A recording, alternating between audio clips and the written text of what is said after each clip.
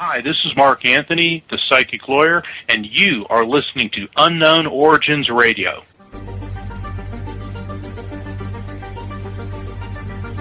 We live in a world filled with the unknown. You can't handle the truth! I'm as mad as hell, but I'm not going to take this anymore! We will not go quietly into the night! We will not vanish without a fight! Welcome to Unknown Origins Radio. And good evening, everybody. Welcome to another edition of Unknown Origins Radio, where we talk about everything having to do with the strange and paranormal right here on the Dark Matter Radio Network. I'm your host, Mark Johnson, and our normal co-host, Bruce Pearson, is not able to join us this week. He's got a gig going, so he's going to be really busy. But Bruce will be back with us next week. In the meantime, I'm flying solo tonight. Although I am joined, she'll be sitting in the background, and if she has any commentary, she'll be throwing it out. And, of course, if she's taking the piss out of me, she'll enjoy that. Our executive producer, Irene Allen Block. How you doing, Irene? Hello, Mark. I'm fine. So we've had the weather over here. I don't know what it's doing over there in Great Britain at the moment, but over here, can we talk? Raining. You know, raining and the wind's blowing. I swear to God, I bring up the weather a lot, only because it has just been so bizarre in terms of going from extremes, from 50-degree weather up to, we got up to 90 the other day. And and we're in spring. I mean, it's not even summer yet. It doesn't know what it wants to do. And Bruce and I have talked before about global climate change, and I think, it's just the Earth goes through phases, and that's what's hitting us right now. And and they also talk about that we are overdue for a pole shift. So for all I know, New York City could be the North Pole here at some time in the near future, and I'll have to start living in an igloo. Who knows? So, it's just been very, very strange lately. World events in general just seem to be very strange. But you know what? This is a show on the paranormal. This is a show on many, many different topics that just fascinate me. And that's why I do this show, is because I do it to learn. And I learn so much from our guests. And we have a couple of great guests on tonight's program. We're going to be featuring a couple of our authors with Granite Tie Publishing. We're really happy to have them on. In the second hour tonight, we'll be talking with Barry Durham, author of The Demdike Legacy and some of his other novels. But tonight, the first hour, we're going to be talking about something very interesting, something that I've always found very fascinating, which deals with not only near-death experiences, but a form of channeling that I think is very unique. Now, our guest has had a varied career in show business, which is stage, screen, singing, dancing, comedy, you name it, she's done it. Over in the UK, and she's performed all around the world. So we want to welcome Sue Kyng to the program. How are you tonight, Sue? Oh, hi, Mark. I'm fine. Thank you very much.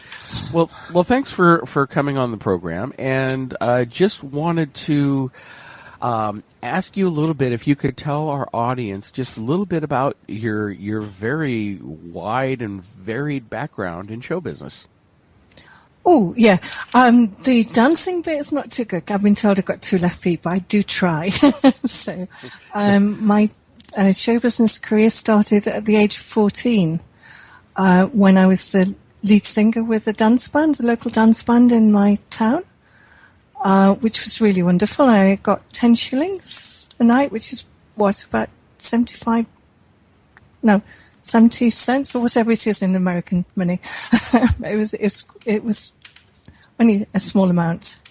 From there, I got noticed, and an agent came, and I started working in the clubs and theatres, cabaret, and summer seasons on abroad. Professional or semi-professional, because I eventually had a proper job on the railway doing train announcing. So you can get that voice practice in. Well, I don't know, because they did sort of give me elocution lessons, and then nobody could understand what I was saying. So, well, they can't over here. Over here, you hear on the trains, you hear no. Yeah, that's the one. But so I talked with a bit of a Lancashire accent then, so people from my area understood me. But it was fun, and I worked on the switchboard and a shorthand typist and everything. But my real passion was in show business, and it's all in my book. But I do talk about it, and it was just an exhausting period in my life. I was getting like 2-3 hours of sleep at night and working morning, noon, and night. But the singing bit was fine. So I really enjoyed that. And eventually I did turn professional again. I did talk about this in my book. And that took me all over the world. Europe, France, Germany. A lot was American bases in Germany in the early days. They were still bases. It's before they actually pulled out of Germany. And then the English bases, of course, there. British bases, and I enjoyed that. That was cool. That was fun. Now, what type of music were you mostly singing? You know, my roots were, I suppose, blues and early soul type music in the 60s. I used to work with a jazz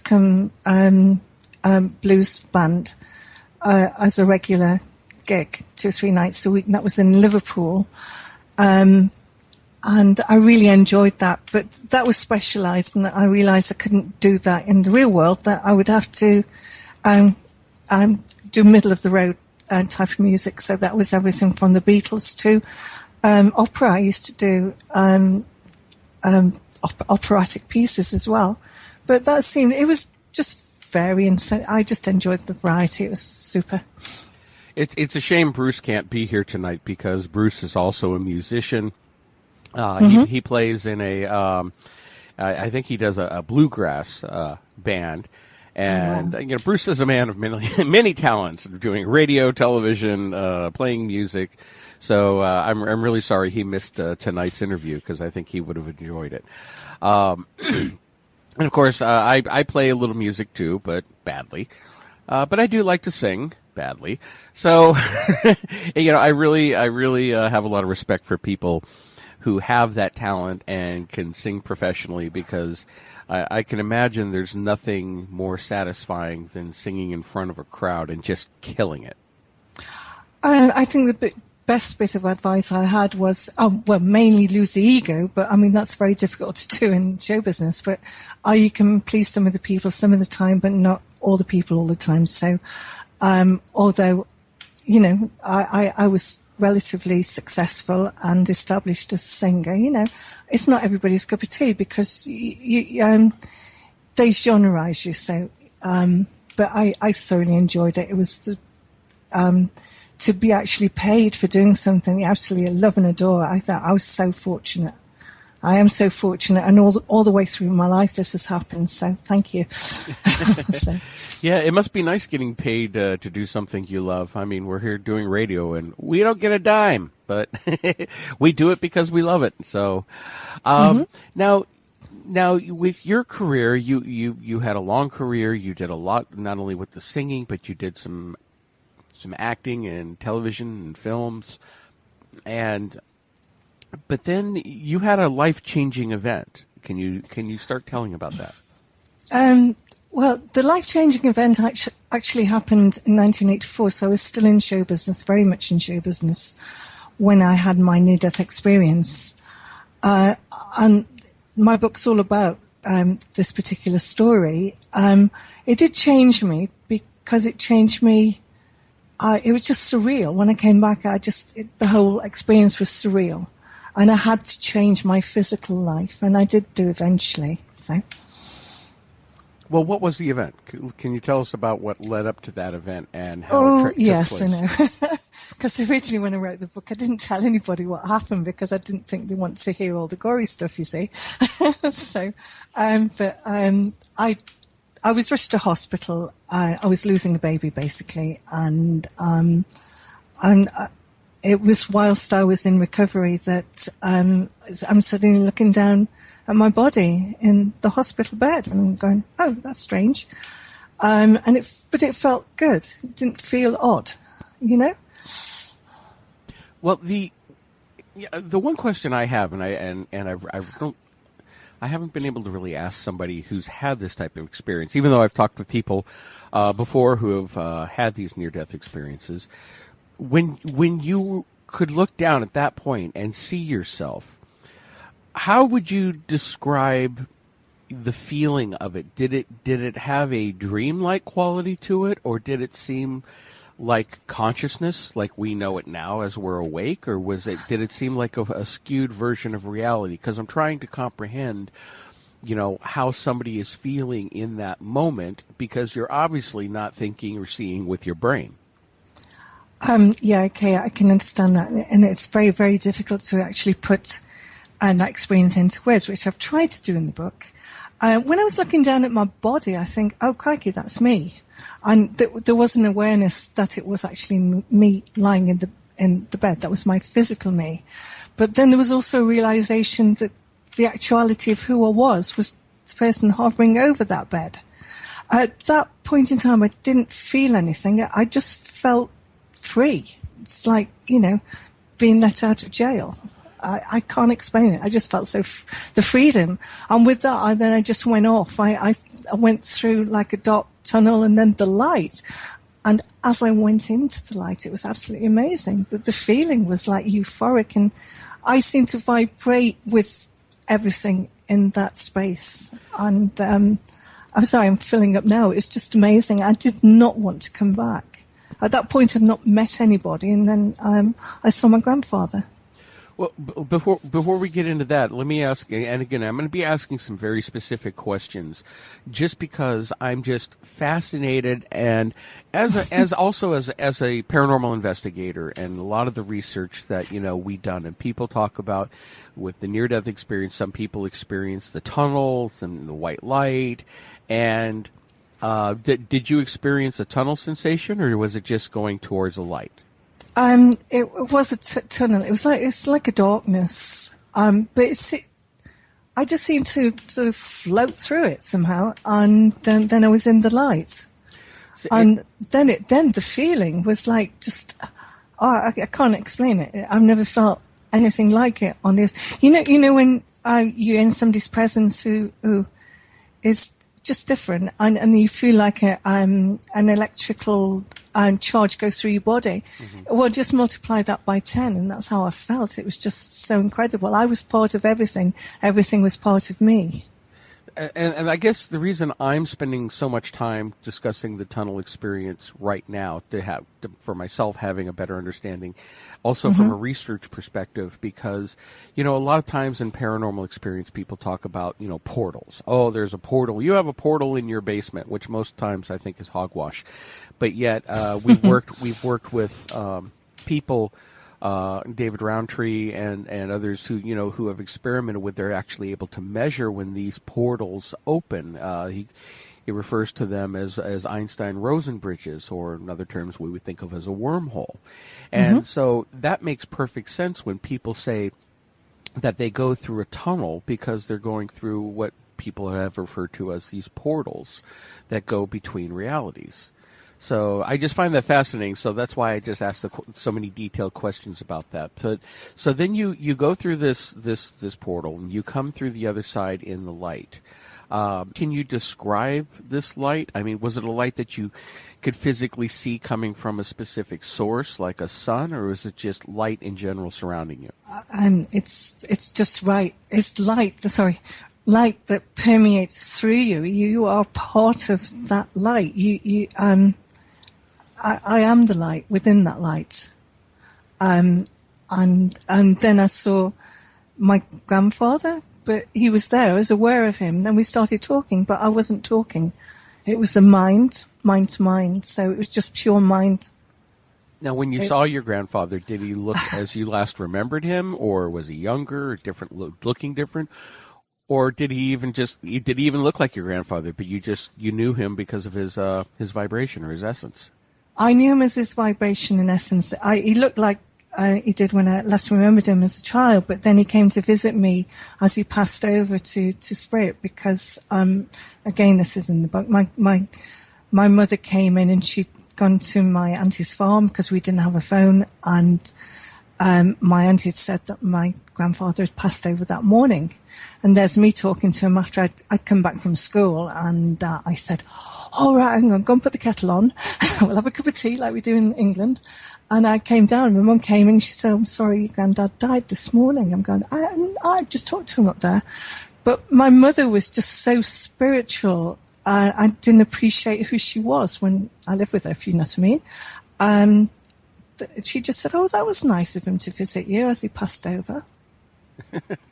I was just so matter of fact, you know. And you know, it's nice. I'm going to say this. It's nice that your mother was spiritual and could relate to you on that.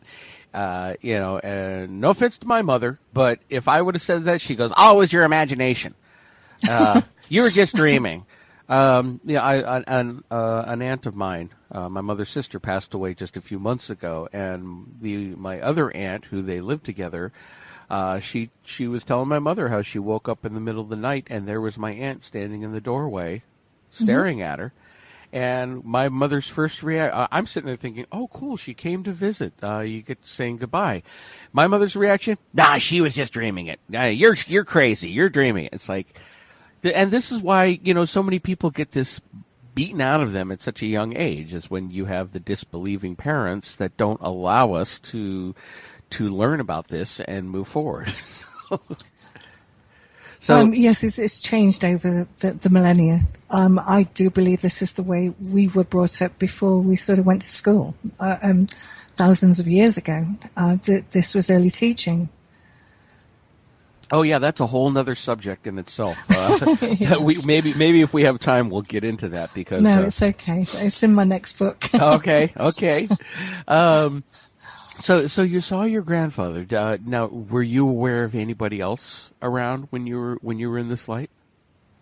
When we're going back to the light with my grandfather there. Not upstairs in my bedroom. Oh, okay, yes, up in the light. Okay, yeah. I'm getting confused already. That's all right. It's all right. It's me. Yes. We just talked. I can't really remember what we talked about. But we've talked before. He was always so sensible. Well, not always sensible, because before he died, and we used to go and see him in Yorkshire, he used to offload bets. And it was against the law then, because it was in the 1950s, so you weren't allowed to bet. But I was one of his runners, if you know what I mean.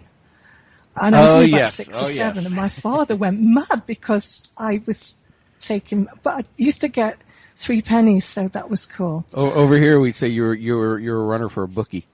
That's the one, yeah. Well, my granddad was a bookie then, and he used to say, go down and see Uncle Johnny. That was his brother. And my dad went mad when he found out, and I thought it was cool. So he lived about a mile down the road, you know. But yeah, we just hooked and talked about things. But he did say, you're not staying. I went, oh. And there was a sort of a disappointment within me. Oh, but this is great. I'm home. This is who I am. It's an awareness of I was the light. This is the actuality of who I am, not that person lying in the bed. So you actually understood when you were there. Mm-hmm. You know, you weren't like freaking out, thinking, "Oh my God, what is this? What am I doing here?" Blah blah blah. You already had that knowing that of who you were, and you were totally comfortable with that. Oh, I thought it was marvelous, absolutely marvelous. Yes, I did. And it just felt so natural. But I'd had that awareness when I was a youngster and used to daydream or drift off. I suppose meditation would sort of call it. It was, I didn't want to come back. I was always trying to escape. So I'm alive in this body, which is my vehicle while I'm here, but there's the biggest part of me doesn't want to be here, if you know what I mean. But my grandfather said I got things to do, so, Speaking of vehicles, I sometimes wish I could trade this one in for another model. I know you feel, especially at my age. Yeah, I think I look at myself. I say in a previous life, and that refers to me when I was in my 20s or 30s or 40s or whatever. But if I reflect to those ages, I felt quite grown up and old then. I say my daughter's coming up to her 40th birthday. Oh, mother! I'm going. Oh, wonderful! How wonderful! Celebrate it. So yes. My grandfather, to answer your question a bit further, my grandfather did indicate then that there was somebody that wanted to talk to me, and that's when Jacob seemed to float towards me somehow, but he was just there. And now first of all, you call him Jacob. How did that name come to you? At first, it didn't come to me. I didn't know his name when I was in that situation during my near-death experience. He did tell me later on what his name was because I asked the question, and he said, my name is Jacob. And that's the only information he's given me about himself. Obviously, he's a very wise person, and there was a big part of me questioned whether this was good or bad. Is he giving... Yes. Can I pop in here? Did you actually physically see him, or did you just feel that he was around? Because I'm like you, I've got a monk as well. Oh, right. Yeah. But I actually saw mine on a country lane when I was a child. Okay. I think he's always been around me. That's to answer that point. Whilst I was in the light, I saw him, and then several years later, when my life started to change radically, I saw him again. He was with me, and I used to go on the astral and we'd talk, and it's marvellous. At this point you didn't know who he was, no? Yes, I knew his name was Jacob. Oh, you did? Yes. Did he always have the appearance of a monk? I mean, when you first met him, during your near-death experience, did he have an appearance, or was it, again, just like the energy vibration? And what made you feel that he was a monk? It's the way he dressed in a monk's costume with the hood and everything else. He had he's got a very kind face, and it was amazing, And you could clearly see his face? Yes. Okay. Not at first. When I came back from a near-death experience, I didn't have a picture of him. It's when I moved, when I left my problem with my relationship and went to live on my own, this is when he would come and visit me and we would talk. And then I would go to a different realm. We'd just talk then. So let's, before we get into that, go ahead, let's finish up on your near-death experience. So your grandfather tells you somebody wants to meet you and talk with you, and then Jacob comes forward, and what does he say to you there? He just said that I'd got work to do, that it's important that I understand where my life is going, and that I'd actually gone off course with my life's journey. A lot of it I didn't understand till later on. He did say it was chosen by me before I was born. And that's the biggest thing that stood out to me. I think, well, how can I choose what I'm going to do before I'm born? But apparently I did. Chose my parents and everything else. So everything that was in my life was there because I'd wanted it to be there. I've heard a lot of that before, and I guess when you're in an elevated, higher state of being, it's a lot easier to go, okay, so I'm going to choose these difficulties and this difficulty, and I'm going to have all of these experiences, so I need to learn. And then while we're here, it's like, oh man, what the hell was I thinking? Yeah, okay, I do get your drift there, because I went through the same thought pattern, to be honest, and there were a lot of difficulties, but then I started to see them not as difficulties, but as doors that open, and all the people that have given me grief over the years, I can't believe at this moment in time going, thank you very much for that, because I wouldn't be the person I am now if it wasn't for all my experiences in life. The biggest experience, I suppose that.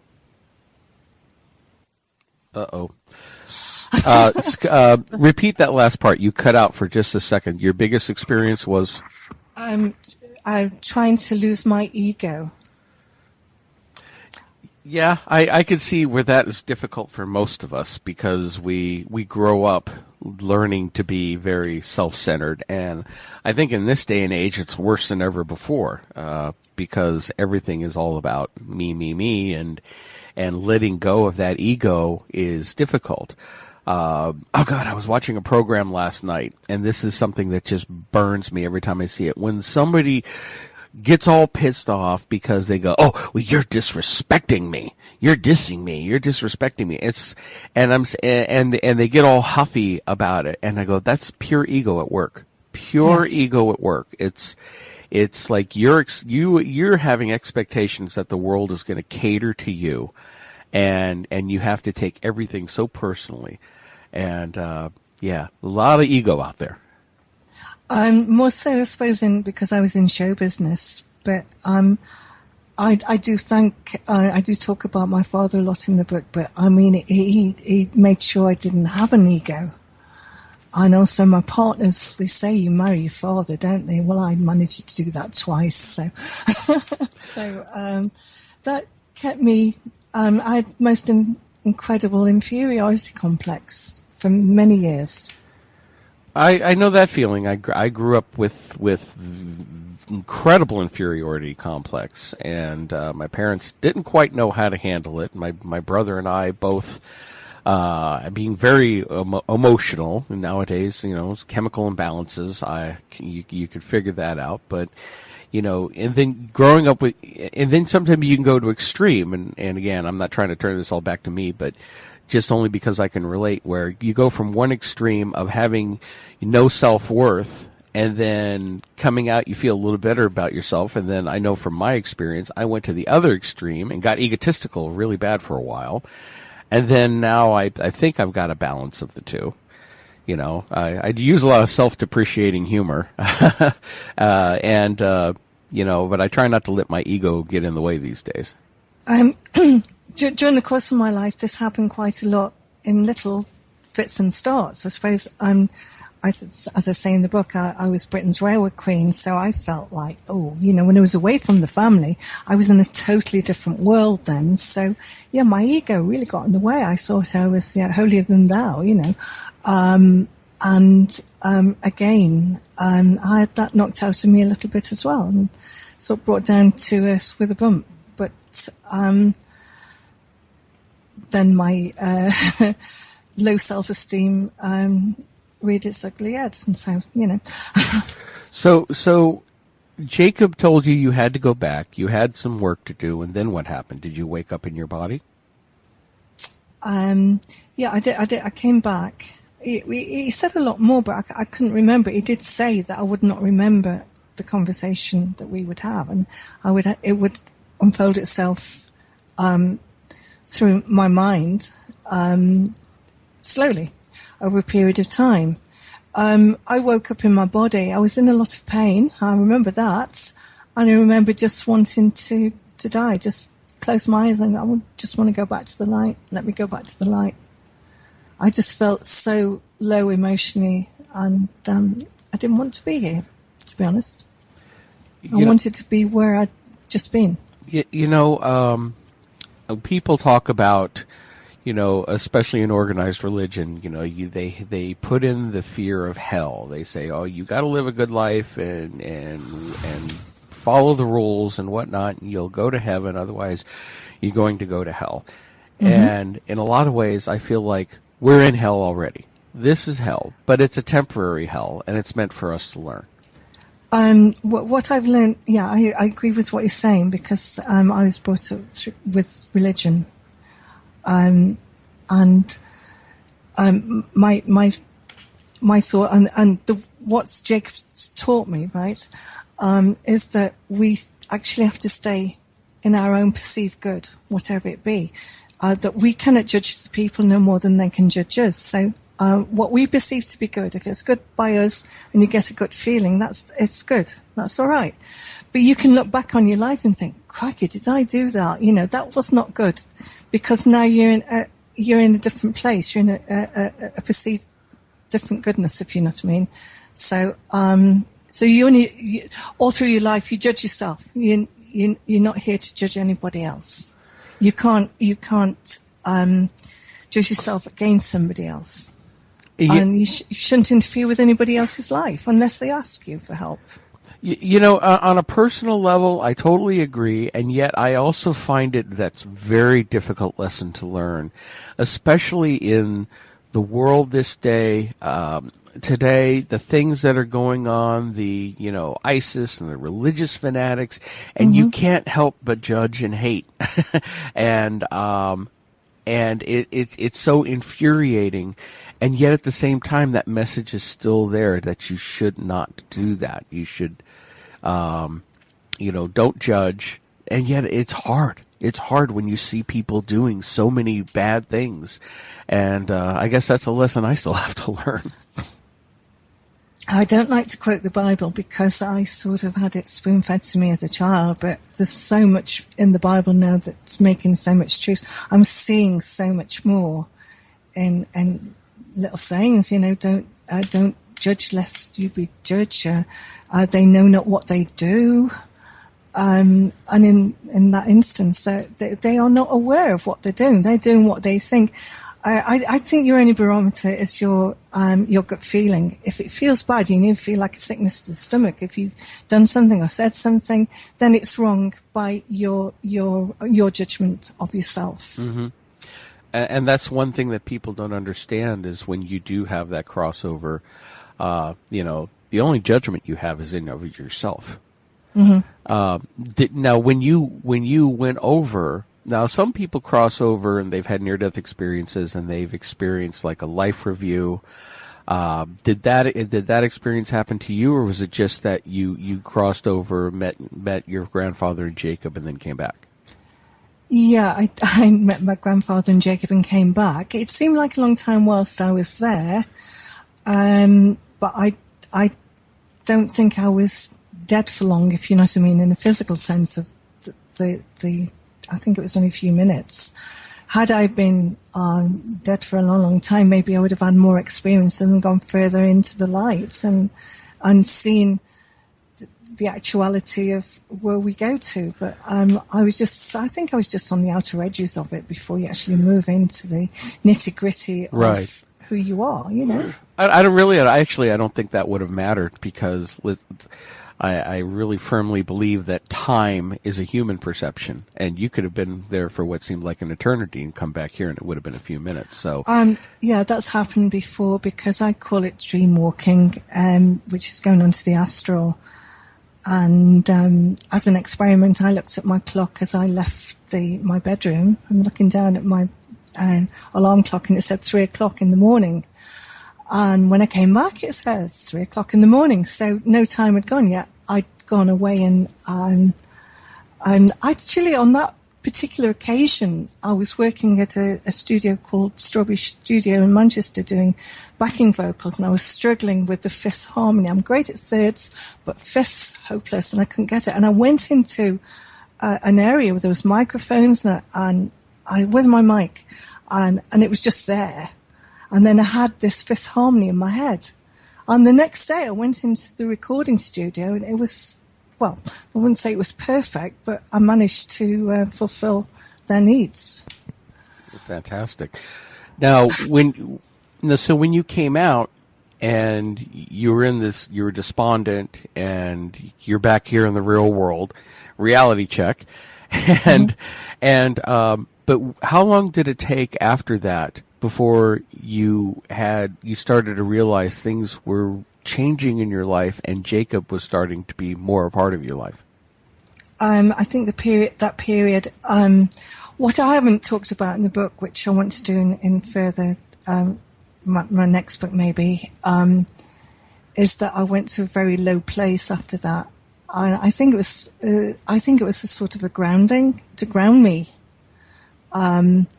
but I just thought it was so negative. I didn't want to put it in the book. So I went even lower within myself. I suppose that you could call it depression or whatever. Now, things to happen in my life, Yeah. Well, I mean, like most people, we have a lot of traumatic, and you had a lot of traumatic things going on in your life, good and bad relationships, and things that helped define you. When did Jacob next appear to you? It was when I broke away from that situation. Then it was a one-to-one with Jacob. So I was on my own. And basically he said, now you're on your path. You can do what you're meant to do. Now, when he came to you, were you in a form of meditation, or did he come in a dream? I mean, how did he come to you? The very first time was I was actually in bed and I was asleep, so it must have been the astral. So I met him on the astral. Now, since that time, you have learned to astral travel? I used to astral travel as a child and didn't realize what it was. And then I did learn to astral travel, and it was a realization of what I was doing all the time. I quite enjoyed my adventures. And we used to meet in unusual places. I've written about it in the book, and it was a nice experience. I'd wake up and, you wake up and sometimes you might go to the bathroom, come back and try to go back to sleep and recapture it. That's what I used to do regular, so it was good. Now, when you would astral travel, where do you go during these adventures? I mean, are you going to places here on the Earth? Are you going to different realities or dimensions? I mean, it sounds like it could be unlimited, but what was your experience? I just feel I was going to a different frequency of being. I was out of my physical body and in my light body, if you like. And it was just a completely different experience. I could do anything I wanted. I remember when I first started flying, floating around, I thought, this is cool. And the people around me going, calm down, going, this is so cool. Okay, so you were actually around other people during these experiences? Yes.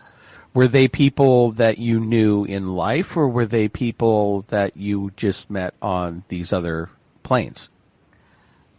This is strange because there were people I met on these other planes, but I just knew them.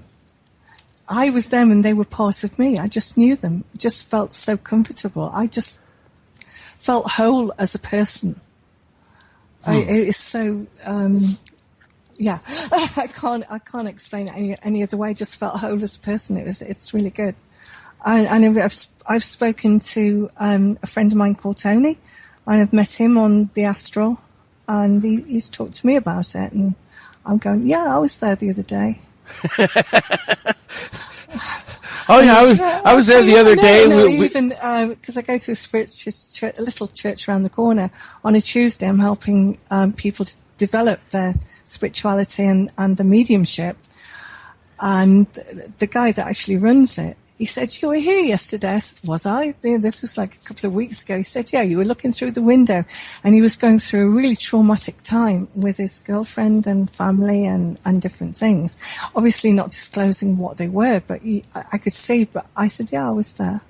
I said, I'm here for you, He thought, wow, that was wicked. And he was in the physical. And I was obviously in my astral body.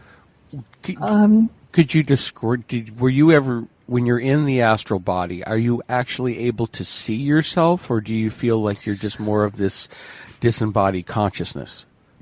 It's like your way, if you're in a game, and you a video game, and you drive in a car, sometimes you can see the car in front, or you can just be driving along and not be, and that's how it was. I was aware that, not that I was a car, I was aware that it was me, and I was sort of just driving along there in this realm, this other frequency, vibration. And so some of these places where you would go, I mean, obviously you could float around here on Earth, you said you went by the church the other day and peeked in the window. Have you ever traveled to some other type of reality that we would consider to be either otherworldly or beyond strange? Yes, a couple of times in my life, but I always thought the first one was as a child, where I sort of got beamed up like Scotty in Star Trek, would do. and I was lying on a bed, and there's these beings around me, and I thought, oh, this is nice. But I had my auntie's dog, who was very, very old at the time, and I said, oh, leave him alone, he's all right. No, he's okay. They were chattering in a different language, and they came over, and then I could understand what they were saying. Just so I understand, we're talking about what people would consider to be extraterrestrials? Yes. Okay. I understand, and I believe, and I've asked Jacob since, and he said yes, they were. I was beamed up, basically. But the next reality was my mother stood over me in my auntie's barn, because it's near the farm, and saying, oh, I thought you were taking the dog for a walk. I said, well, so did I. I was walking with the dog. And then assumed I'd fallen asleep and had a dream. But it was so real. And the next day, that night, the dog actually died. But he visited me in the morning, and I thought my auntie had come over with some eggs. And the dog's all over me. I'm going, Barney, can you leave me alone? And then sort of woke up and went downstairs. I said, where's the dog? And they said, oh, he died last night. Wow. So that was so cool as well. But that was a big memory in my mind. So that was so cool. But I thought, oh, it must have been a dream. I must have been dreaming about these people. Until Jacob came to me. Shortly after I left a really bad situation, I found out I had tuberculosis. And he said, I'll bring some friends to give you healing. And again, I was in bed, and there's Jacob here, and he just sort of stood back, and there's these very tall beings around me, blonde hair, blue eyes, lovely. I don't remember anything after that. They just, my whole body then raised up, and I just felt this euphoric feeling again, and then woke up the next day. Huh. But the cough, I had an horrendous cough. It was like bronchitis times, 10. And I couldn't sing, obviously. But the cough was still there, but nowhere near as bad. But, so I carried on with the medication. I was on chemotherapy, and that's how they used to tackle it in the 1980s. But within like 3 or 4 months, I was out in the Middle East doing my stuff. Well, I'm glad that you were able to recover so quickly. I know now they can easily treat tuberculosis, but back in the old days, thousands upon thousands of people died from it. And I'm really interested also this experience with these other beings and just for lack of a better word, extraterrestrials will use, because people automatically jump to the conclusion that, these, beings from other planets flying here and other spaceships they built.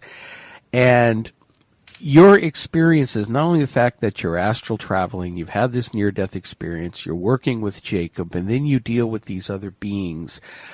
And I think now people, at least some people, are starting to understand that these UFO experiences are more interdimensional than they are anything.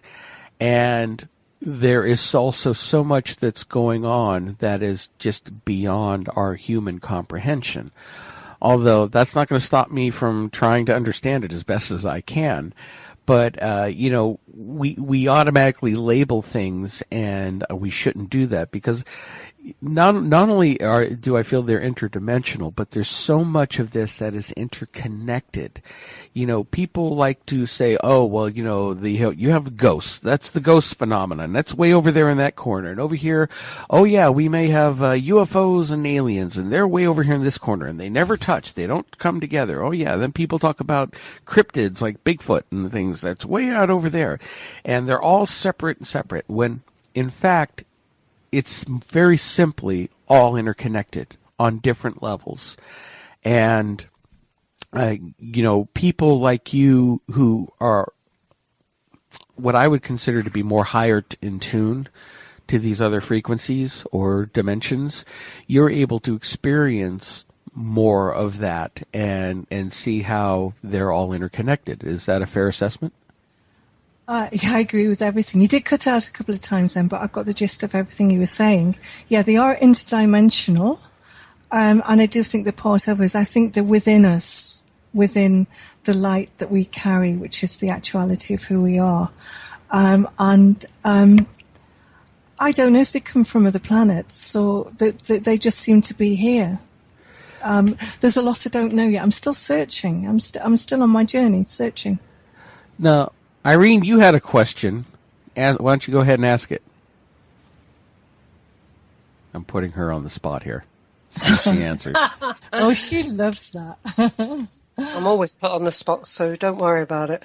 What I wanted to ask was, when you actually travel, do you always remember what your experience? Because a lot of people that astral travel don't.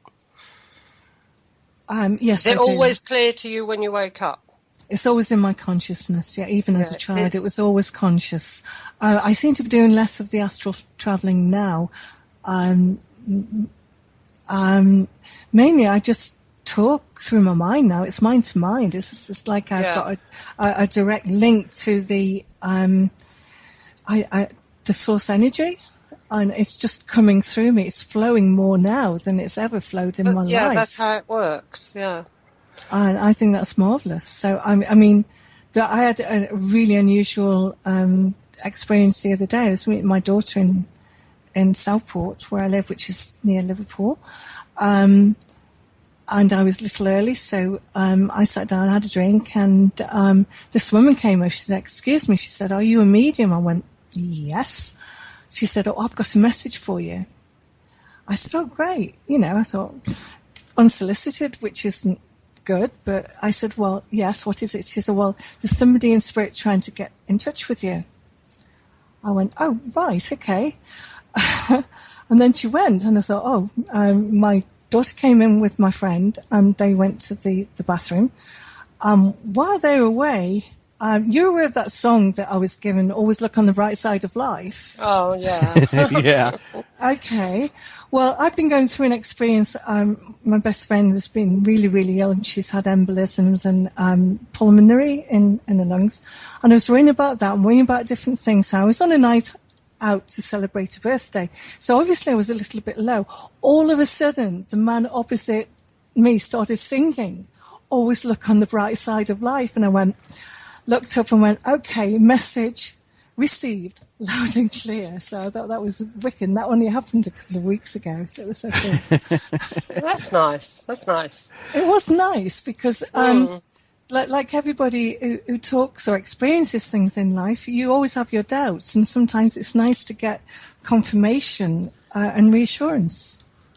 Yeah, in the book, you put down a lot of very detailed conversations with Jacob, who imparts a lot of wisdom. And again, I highly recommend that people pick up the book, and before we're done, we'll tell you where you can get it. These conversations, when you were writing the book and typing these up, were you doing it mostly from memory, or was, for lack of a better word, was Jacob there helping you transcribe it?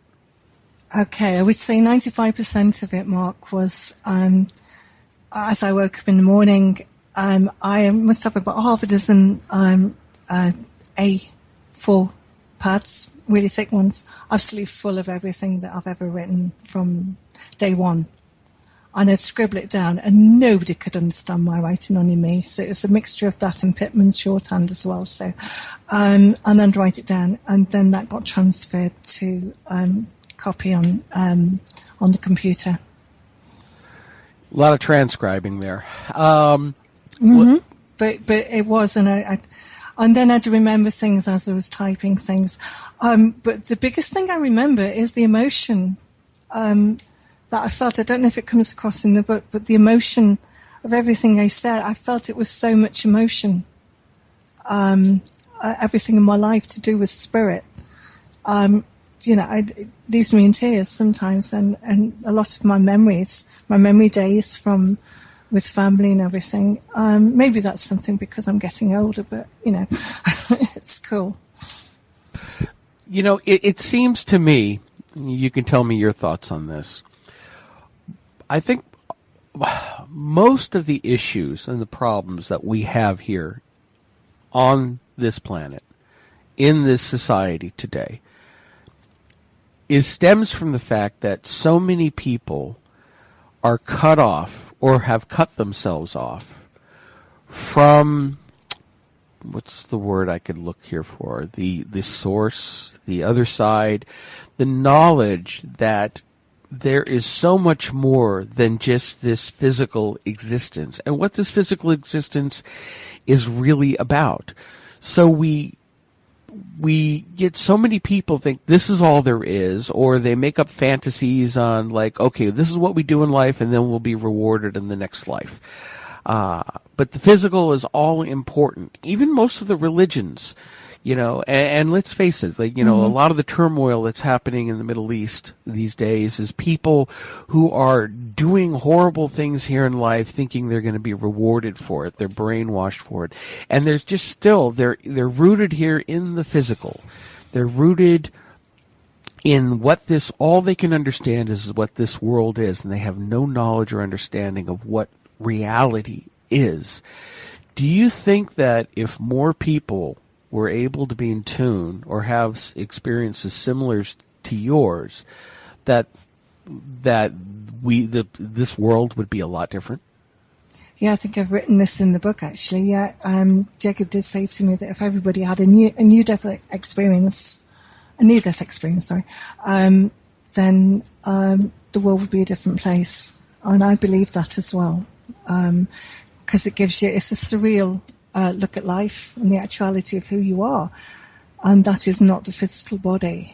The accumulation of wealth or whatever you want to help your journey while you're here, it never belongs to you. You might hold the deeds to a house or the logbook to a car, but they're not yours. They're only here for you to use while you are here. And there's nothing wrong with that. There's nothing wrong with having comfort and luxury. It's taken me a long time to realize that. Why not be comfortable on your journey? But I think the biggest thing is realizing who you are and feeling the love that you have towards mankind. It's your relationships with other people that are more important. Now, some people, we only have a few minutes left in the program, and so this is so far, it's going fantastic, and I don't want it to end. Well, I'm going to try to get one last question in here is, you have had these abilities, actually it seems like since you were a child. You've been more in tune than other people, and then between the near-death experience and then now your other interactions and with astral traveling. Speaking as someone who does not experience that, at least consciously, do you feel that this is something that anybody can start to learn to do, or is some people just more in tune to it than others? Like some people can play a guitar and some can't, or some can sing and some can't, and that's just the way it is. I really think that everybody has the ability to do this because everybody, not to say hears voices, but things pop into your head and give you the answers when you wake up in the morning. The old adage, I'll sleep on this. 9 times out of 10, you got the answer in the morning, and that has come from the deepest part of you, the actual reality of who you are. giving you the answers, because it's a spiritual journey through the physical.